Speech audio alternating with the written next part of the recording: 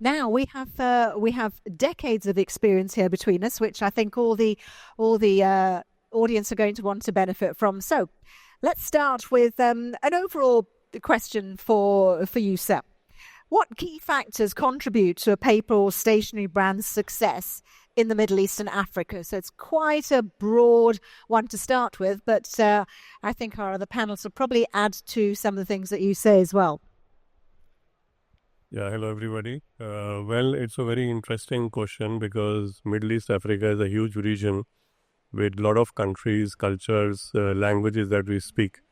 The brand positioning, pricing, quality, of course, designing, these are all general, items which definitely matter to any client, any market, any region. But a cultural factor is also important, and a sustainability factor is also added for last few years.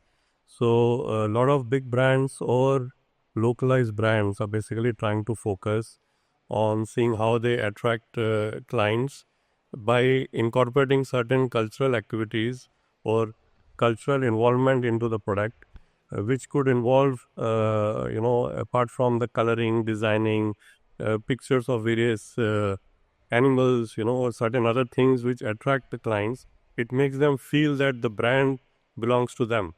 So pricing, of course, is important. There are premium products which are sold in certain markets.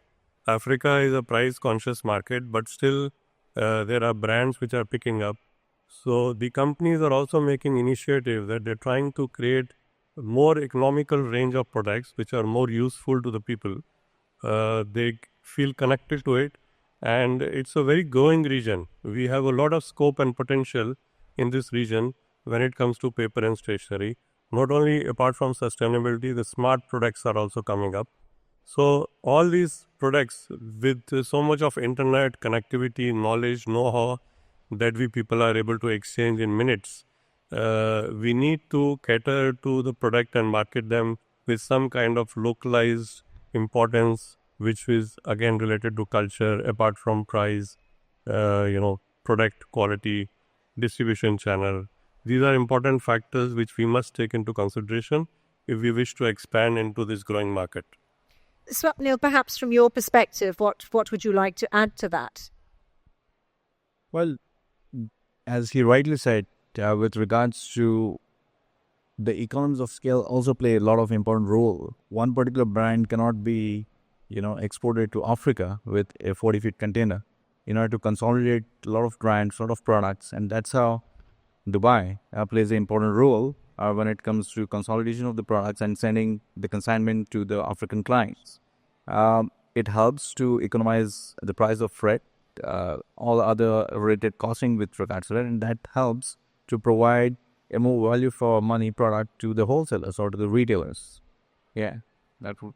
And Lanesh, from your point of view, what would you add to that?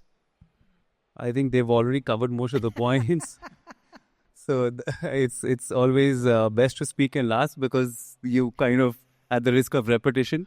But I agree with most of the points here. The only thing I think which can be added is, it's either you change the product or the price or the placement or the way you promote or market it. So either of these verticals, if you change, you are able to, give a new solution to the customer.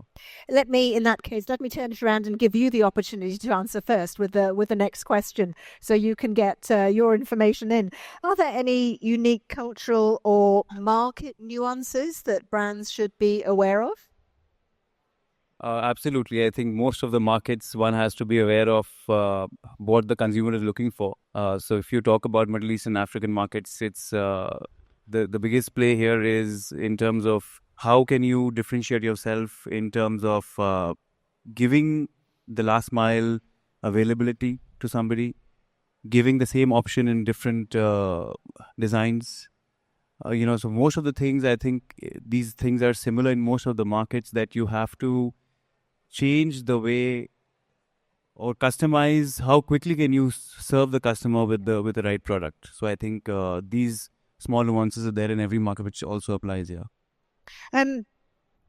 Pramesh, anything that you would potentially like to add to that? No, yes, what he said is correct. Actually, supply chain, logistic, delivery time, these are important. During COVID and after COVID, we have learned that it is important to have our supply source or raw material supply source or a factory closer to us, because the logistic costs have increased and the new generation or the new customer is very impatient. He wants everything yesterday. So if one of the success apart from price, quality, anything, if I am able to deliver faster than somebody else, I am preferred, I get some extra points for that. So this is a very important factor that needs to be considered, and it will remain important for next quite a few years, couple of decades. So we need to design the resources and sources closer to us so that we can service our clients in a faster way, but with a competitive pricing and a good quality what they want. We should not compromise on these 2 points. Swapnil, Parvesh touched on COVID and the changes. I mean, were there any, what were the important lessons that you learned to do things differently, sort of post-COVID, given the challenges that a lot of people had? Well, COVID helped us to optimize resources to the maximum limit as such. Before COVID, we had a swanky office, we were paying quite some rent on that. But post-COVID, everything is work from home. It helps us to save costs, and that does create a value to the end clients which we are serving. There are no additional overheads. Everything has been outsourced, right from accounting to warehousing to office. And that's, I would say that helped us, in fact, to optimize our operation to a better extent than we were before COVID. Thank you very much. Ninesh, to come back to you, let's talk about some of the strategies for entering new markets within the Middle East and Africa. So what are some of the more successful strategies that you've seen or employed for entering these new markets in the Middle East and Africa? I think the markets are so competitive now that you have to bring in some kind of value addition in most of the products that are there. If you are going to be another Me Too, then it's going to be difficult to give a value proposition. So, and the buzzword nowadays is sustainability and eco-friendliness. Everyone is looking for a solution where you are able to eliminate a certain aspect of plastic or single-use plastic in that. So I think it really depends on the way you are able to bring on a local partner who understands the market more than you and give the value proposition to the customer, even if you have a niche market. I think that's where you build from, and then you capture the mass market later. So I think it's more about niche, higher value than the mass market in the years to come. Thank you very much for that. So, we were talking, Swapnil, as well about globalization and, how important is it for global brands to then try and localize their product offerings? That's a really good question, because all we deal is all global brands. We do not distribute any brands which are made in China in a way, because that's our strategy to enter the African markets. Now, when it comes to globalization as such, there is nothing. It's not a food product which can be customized to local offering. Pencil remains pencil, eraser remains eraser. It's just a communication to the clientele that has to be sort of localized in a way. But the product offerings, it remains as it is. This is a communication way, or even displaying the products at the retail end, that differs. For example, over here, you go to Carrefour, you buy a box of 10 or box of 12 of pens. But when it go to Kenya, over there, we had to sell by one piece. So those sort of small things the brand needs to localize, and that for that you require a customized branded pouches to represent your bag.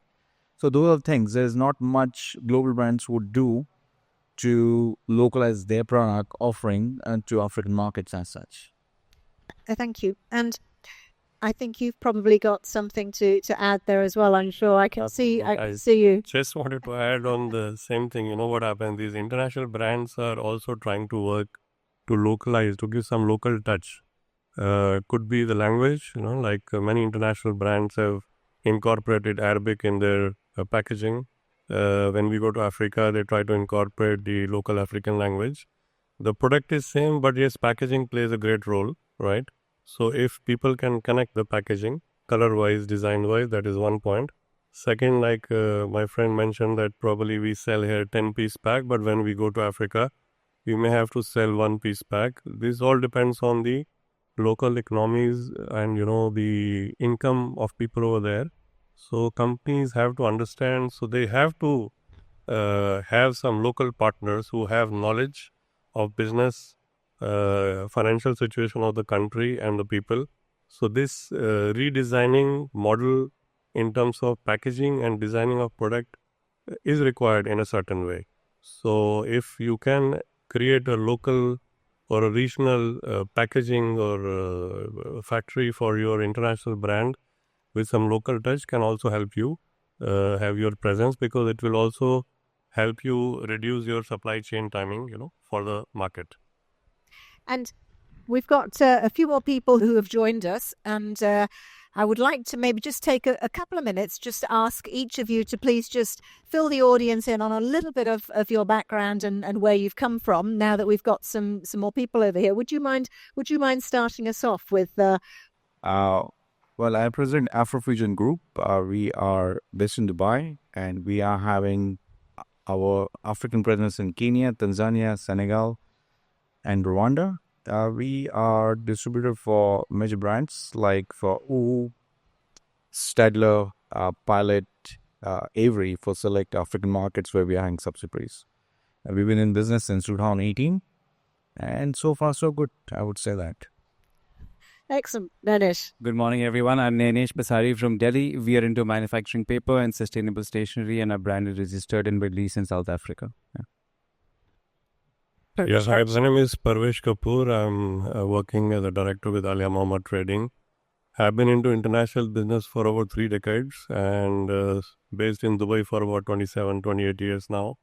So I cover the region of Middle East Africa. My paper knowledge and stationery knowledge comes from my ex-company, APP International, which gave me a huge knowledge of product, setting up factories, trying to create market surveys. So my experience comes from there, and I'm really happy and excited to be in the industry because there is a scope which we can build year on year with the same stuff but new ideas, creativity, innovation, and now sustainability and additional add-on to it. Thank you very much.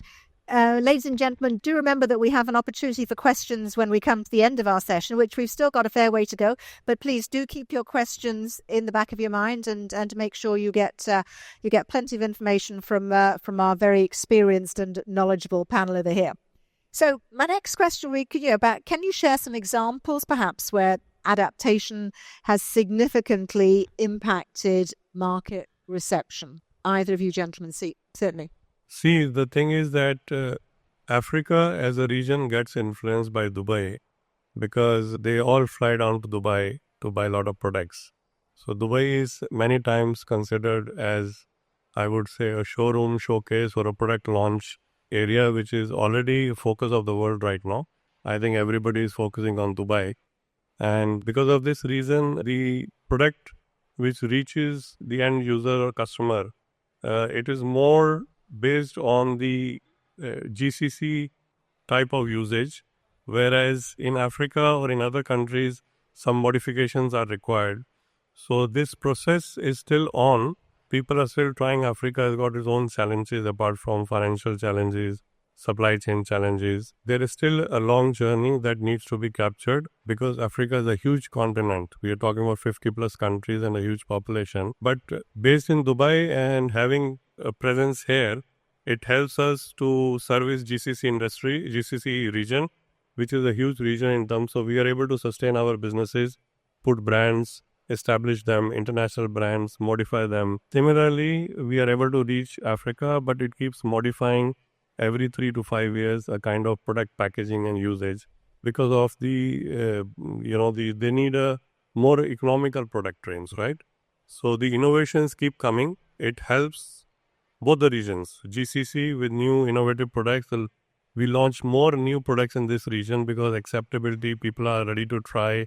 There's a better financial income for clients. Whereas when it comes to Africa, they go with first, of course, the pricing, but they are now coming up with this thought process of not to compromise on the quality as well. So we have a good roadmap which helps Dubai, GCC right up to Africa. And I think the international brands and companies are realizing they are trying to put their presence, establish. Many international companies have put their offices in this region, in Dubai, in Saudi, but they still work through channels. They still work through distributors, agents, and they are trying to establish. In fact, I mean, I was quite happy to know that in the first 30 minutes, I got two guys looking for, they want to open channels into African region. They already reached up to GCC. So there is a scope that people are coming to Dubai. They feel this is a place from here they can find or they can open the doors to a large African market, but they cannot sell a product as it is. So they need an expert or a consultant or experienced person who can guide them what modifications possibly is required in their product, if not product, the packaging, the presence, so that they capture the attention of the African client faster. And Swapnil, with your experience of much of the African market, would it be right to say that we have Dubai as potentially a benchmark? And then you were touching on the fact that you have to basically adapt your products. What is the mindset in much of the African market about adaptability? How open are they to the new products, or does it go very much on price and availability? Yeah, it is primarily driven by price, but as I said, we are marketing international brands which don't come cheap. So it has taken us some time to understand the dynamics, and one of the important factor, that's the reason, is we are having people on ground to cater to the clients. Definitely we try to offer best value for the brands which we are selling, but at the same time, one shouldn't also forget each market is having a niche who is looking for branded products. And that's where we are talking about targeting that particular niche. For example, population of Tanzania is 65 million people. But even if we cater to 5% of their population, which comes also around 3 million people, which is population of Dubai, we are in a better place to offer the products of branded stationery coming from Europe.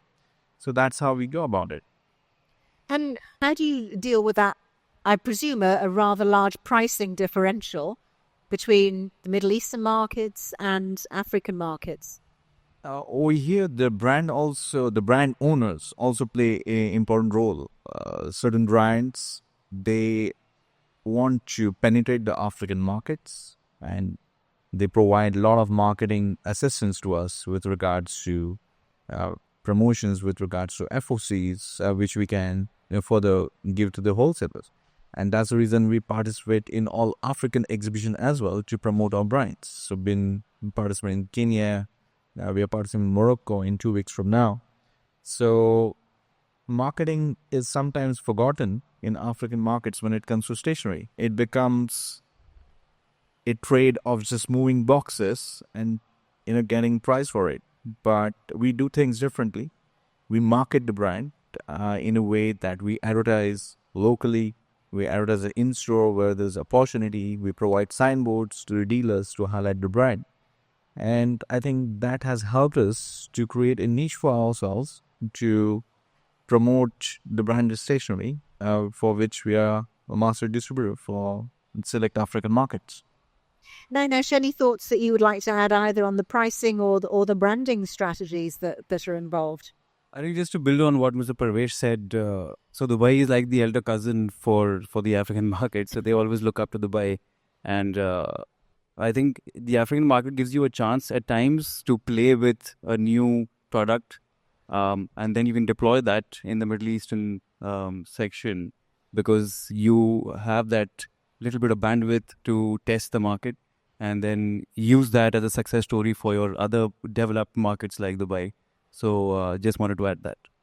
Perfect. Thank you very much. So these, can I come back to you maybe, Parvesh, talking about these preferences shaping brand strategies, for instance.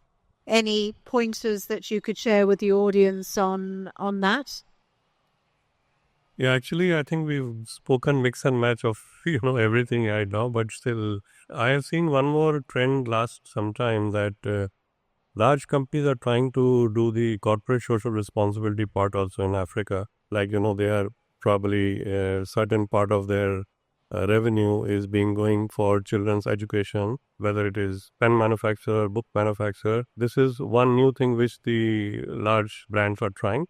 But apart from that, in general, brand positioning, of course, needs a lot of market knowledge. That is why we need a local experience partner, because sometimes your product may be a good product, but it could just not pick up because of the packaging part if the packaging doesn't appeal to the local culture.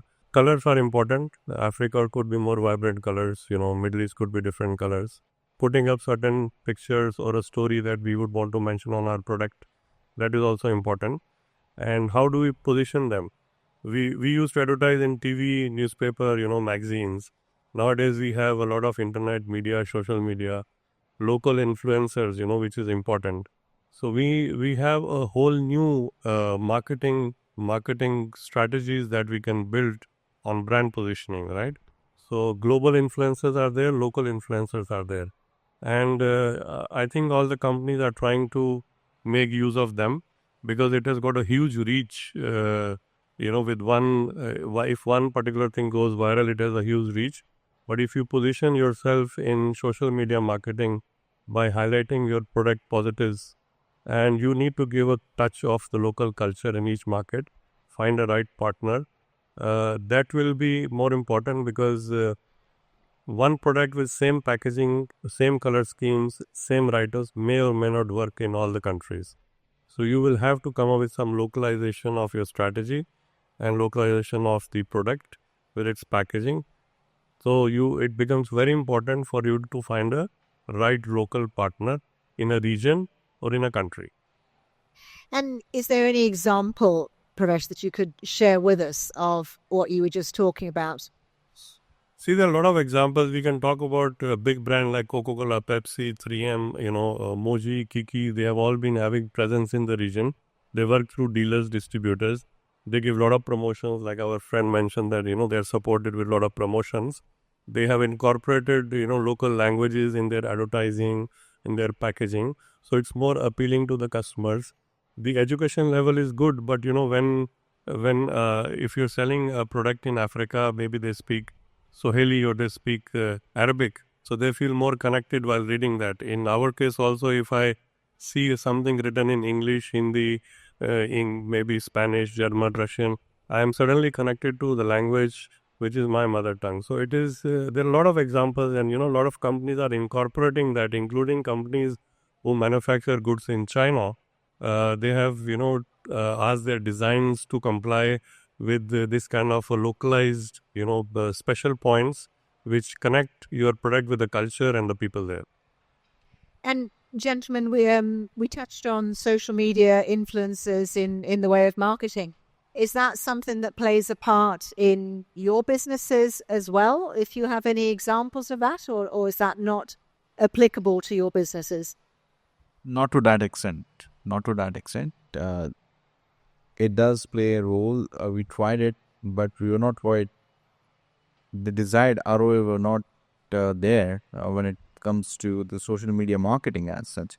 But yes, in Middle East, it's a different ball game. Yeah, very much so. And Ninesh, I guess, does that apply because you're on the manufacturing side?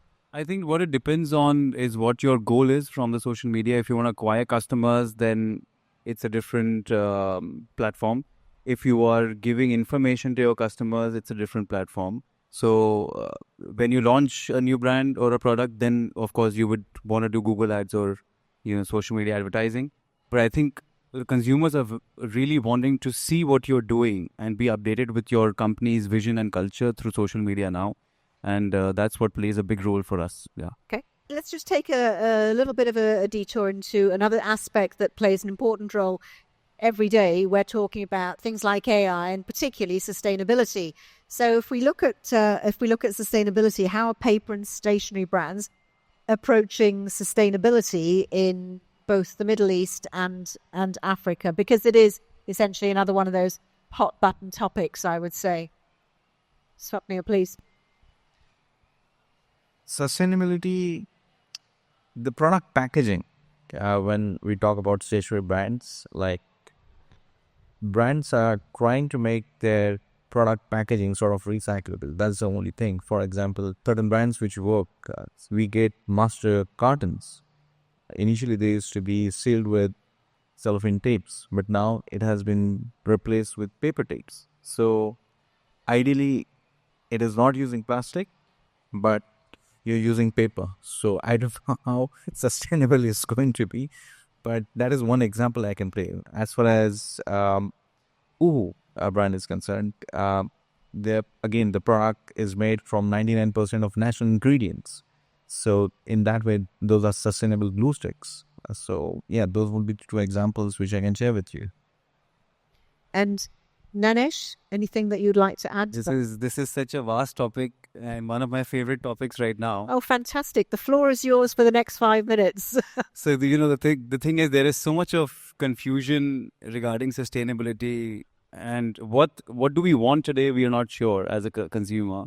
So I'll just give you an example of a recent product which we use daily, which is a A4 copier, right? Now, typically in A4 copier, the outer ream has a laminate layer of plastic with the paper. And that's there to avoid moisture, to give moisture barrier to the paper inside. Now, the consumers are so aggressive about sustainability, they would put that picture on your platform on social media to ask that why are you putting this on the Really? on the ream? And there is no right or wrong answer to that, because you want the product to be in the right shape and size when it reaches the consumer. Now, when you remove the plastic and you transport that from India to Middle East or Africa, you likely would have some damages when it reaches the customer. So we all want to be sustainable, I think, but the problem is that we really don't know how to start, and whether we are willing to pay a price for a sustainable item is also another question that is going to be very challenging. So I think that's lots to be done. And one last thing, I think the world is going to move towards circular economy in the next 5 to 10 years. So every brand will be looking to use less, recycle more. So if you have a waste and you give the last mile connectivity to that consumer for your waste, that he can send you back some waste and then he can get back some finished product, that is the way the brand will, I think, win in the next 5 years. And it's a very valid point. And I'd like to ask, do you always have to pay X? Is it a given that you have to pay more to be sustainable? Well, I don't think, or I don't agree that you have to pay more, but it's the mindset is that people want to be sustainable, but they want it cheaper than the current product. Now, I don't know how that two can marry together, because that's the problem that we are facing. Right. Pravesh. Yeah, this point what he has brought in is, because we have ourselves been going through a lot of interesting R&Ds. Like, he mentioned about plastic film on a photocopy wrapper. So there is, the moisture barrier paper being developed, oil and grease barrier paper being developed. Linerless labels are highly in demand. Earlier we had labels where we have to throw that silicone release paper, which is a huge environmental damage. So all this is in demand, it is coming up, but the thing is that eco-friendly, sustainable, biodegradable, these are all sectors where everybody is starting to work now. There's a lot of work to be done. It's still under R&D levels. So if I manage to create something for it to be, going in for mass production, it should have acceptability across many industries, many sectors. So we are still in very initial stage. I think we are all taking baby steps. That is why the initial cost of developing these products is quite high as of now. But going forward, in case maybe we are working on 50 products globally, but if we identify or reduce to maybe 7 or 8, which can globally be used in various sectors, including food, packaging, labeling, or even paper and stationery industry, there is yet that time to come. Could be a decade or two that we arrive or zero down on some limited environment-friendly products, which are more usable to various industries. So when the manufacturing capacities go up and we are able to do mass production of these products, probably the cost will come down. But recycling cost, in various locations is high. If you want to have a recycled product, the cost of recycling can be high. because you need to collect the product, recycle the product. Again, supply chain, logistic cost, collection. So, a lot of infrastructure is not there, but it is yet to come. Probably we have just started a journey. It's just a beginning. So, we haven't arrived anywhere as yet here. On a scale of 1 to 10, if you were to compare, say, the Middle East with Africa, is there a massive difference as to where they are on that recyclable scale of providing the facilities to recycle products? Yeah, Dubai, I think, is already working quite hard, on recycling many things. There are a lot of companies in Jebel Ali, in various free zones, which are looking at not only paper, plastic, but even electronic recycling. So, this is happening here. Africa is the next continent where these things will start. I am not very sure if it is happening in a big way there, but people are gaining the new generation, which is coming, who are in their 25, 30, 35 age as of now. They have this knowledge, but they are trying to learn how to set it up in their countries. Okay, so at least the message has reached them, but maybe the generation after them, could be another 10 years, will have a better facilities, how to set them up, what government support, because Africa runs on a lot of government support as well. So government needs to take an initiative, but the government also has resources limitation where they need to educate their population also. So they need to decide a mix where they will, invest more. But it's bound to come. It will come in next maybe a decade or so. Swapnil, what about with the global brands that you handle? What do you see that they are doing in the way of trying to make their products and brands more sustainable for their markets? What challenges or what good examples would you be able to share? One example which I shared earlier, it's something a lot with regards to the packaging of the product. There are like the glue stick, the outer barrel is plastic, which is now recyclable. When it comes to, in fact, wrapping of the pallet, rather than using a shrink wrap, they're using a paper wrap to make it there. Again, I said, instead of using the sellotape, they're using the paper tapes. So those are certain things they are taking into consideration, which are visible to us. But at a corporate level, yes, they're having their own sustainable programs running in their respective countries, and they're trying to implement, but it's all in the way of a sort of packaging of the products, end products, which are delivered to us.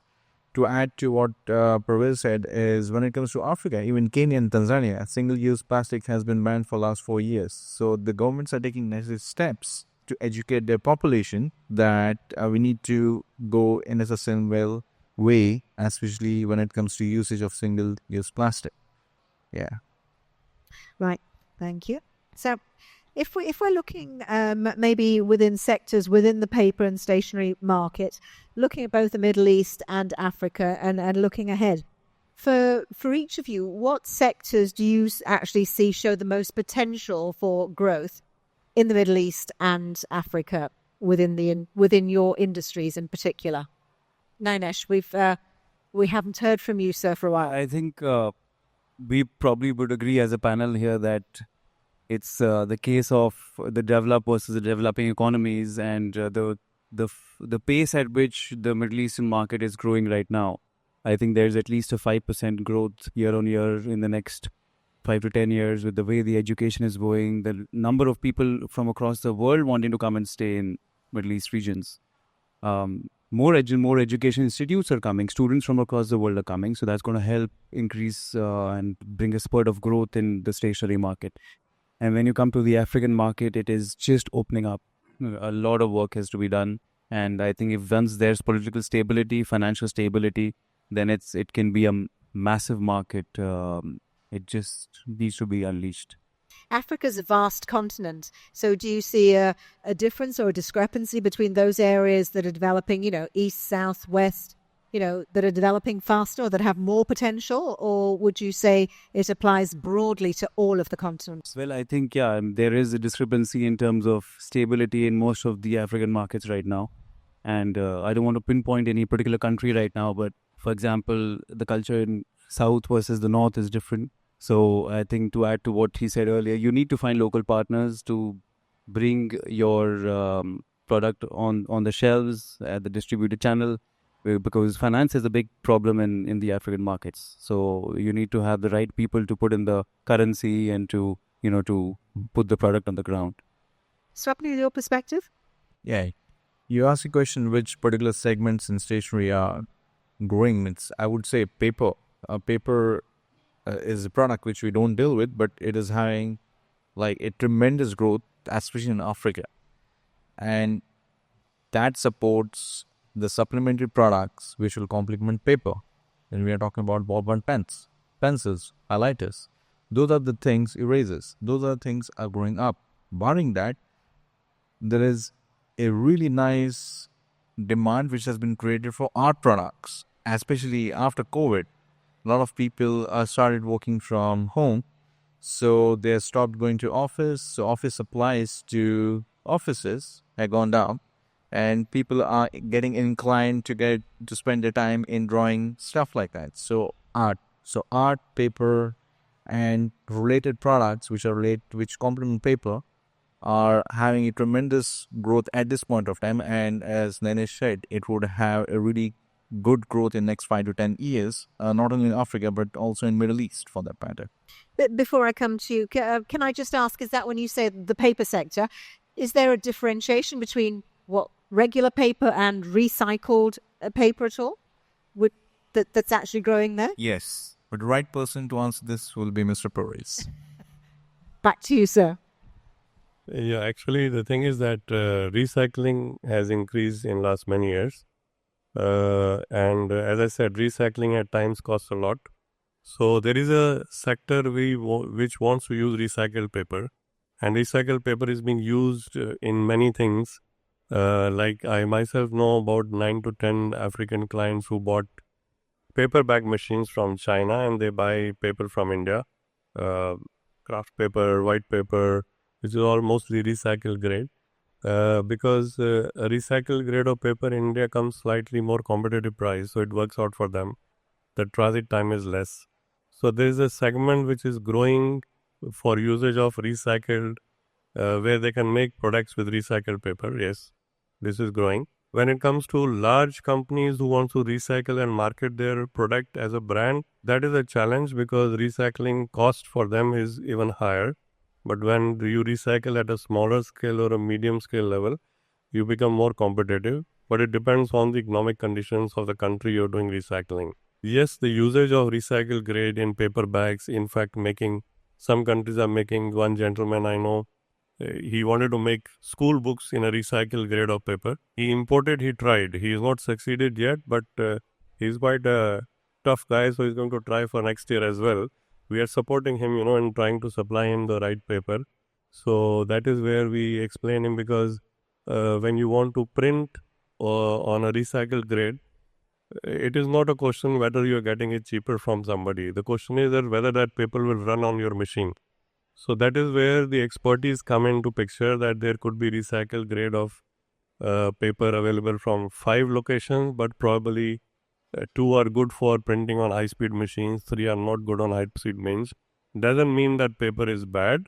It means that you need to use a recycled grade of paper based on your usage. Certain grades, certain usage, you need to find a better quality recycled paper, and certain grades, it's fine if you're just using it for wrapping, packing, putting it between 2 products, it could be a little lower grade as well. So, as you know, I'm no expert on this particular industry. So from a layperson's point of view, are you saying that it's not just a question of using recycled paper? You almost have to go further back and invest in new machinery or different machinery to be able to do that? In Africa, they do not like to invest $300,000-$500,000 in machines, because it's a challenge for them to recover. So they usually try smaller projects, which are like around $50,000, $100,000. This is as per our experience. So we have assisted people in putting up, slitting rewinding machines for thermal paper. We have assisted people in putting paper bag machines, tissue converting machines, certain small projects, even big projects where they put A4 photocopy machines. So the point is that it all depends on as I said, economic conditions and the person's capability to invest and sustain, because conditions in African countries change. I mean, he can't wait for 3 months and 3 months the conditions will not remain same. That is why, like we were discussing, Dubai is a hub. A lot of people come to buy from Dubai, although they pay maybe say 5 to 25% extra price for the product. But the point is they get it in 7 days, they get it in 5 days, they get it in 10 days. Today there is a shortage, for example, maybe pens in Kenya, he'll fly to Dubai, buy a container, go back, sell and come back in 30 days. But if he has to wait for a manufacturer to produce in India or China and for him to receive a container, it could be 2.5, 3 months. So this kind of situation in Africa, so we need to find a local partner, who will guide you. So we guide people on that basis, based on our past experience, that this is it's a doable project, but these are the challenges. And India is a very good supply source market for Africa, okay? I think in India, practically we can find almost all things, and a lot of big brands are also coming to manufacture goods in India. So it's a good combination of Middle East, Dubai being a hub, Africa being a market, and India, China being a suppliers, for these manufacturing factories coming up there or the distributors trying to import goods. Just wanted to add a point, two quick things. On a lighter note, we can help you solve the problem of your recycled paper for the stationery that you're looking for. But to answer your question specifically, how it really depends on what your source fiber is. So India is a fiber short country. There are no trees. So you are based on recycled fiber primarily. 70% of the mills there are now recycled. But the general perception of the market is that, for example, if you talk about Middle East, people are just perceived or they're influenced by the Western culture. So they think that recycled paper is dirty. And that's why they ask for virgin paper. And African markets are also following the same thing because they are also influenced by Middle Eastern market. So the perception has to change that recycled paper is not dirty. It is a paper which can be used as a very good substitute for a virgin paper. And as he said, depends on what you want to use it for and how you want to use it for. So back in the days, there was no recycled A4 copier. Now you see there are a bunch of recycled A4 copier which are jam-free. So same way, there are a bunch of other products available in recycle which can be used for a lot of different applications. Excellent. Before I open the floor up to questions from our audience, I'd like each of you to potentially give us a little bit of an insight. So for brands that may be considering, people here may have brands and they're considering expansion, what would be your top piece of advice to succeed in the Middle East and African markets? And that might be potentially different for each market, or it might be the same. But I'd like each of you to just end on that note for us, and then we can turn to some individual questions, please. Sure. I think the best thing is a lot of companies are focusing more on PowerPoint presentation. When it comes to African market, it has to be a pragmatic view of getting in the market, setting up their own subsidiaries, if not finding right partners and going about it. It's not going to work out, meeting people in the exhibition and selling the products. You need to be present in the market where you want to market your products. That's the best and advice, and that has worked not only for me, but quite a few people who I work with. Nanish? I think I'm going to repeat what I said in the beginning. One has to change either the product or the place or the way you market or the price. And once you just choose one vertical and you disrupt yourself in that space, and you should be able to enter the market with that strategy. Pavesh, last word on this subject goes to you. Yeah, just adding the same points, basically we need before you launch, do a bit of a study, because you need to make your product more connected to the client in terms of culture, packaging, coloring, imaging, and of course, a good local partner. So that will help. And yes, packaging, labeling are a growing segment, and which one can focus in trying to create their brand. Thank you very much. Ladies and gentlemen, while we have the three gentlemen here on the stage with their vast experience in both Middle East and Africa,